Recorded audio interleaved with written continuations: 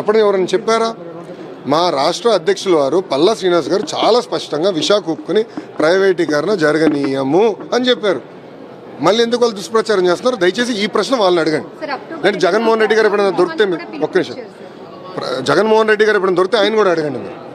ఏంటమ్మా?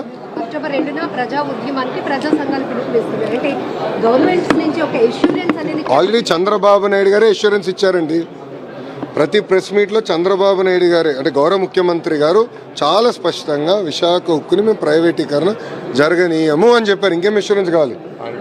మళ్ళీ 500 కోట్లు కేంద్ర ప్రభుత్వం, చంద్రబాబు నాయుడు గారు మాట్లాడిన తర్వాత కేంద్ర ప్రభుత్వం 500 కోట్లు గ్రాంట్ ఇచ్చారు. ఇంకా చేయాలి. గత 5 ఏళ్ళలో ₹1 రాలా. మేము అన్నీ చేస్తున్నాం, ఇంకా చేస్తాం, దాంట్లో డౌట్ లేదు.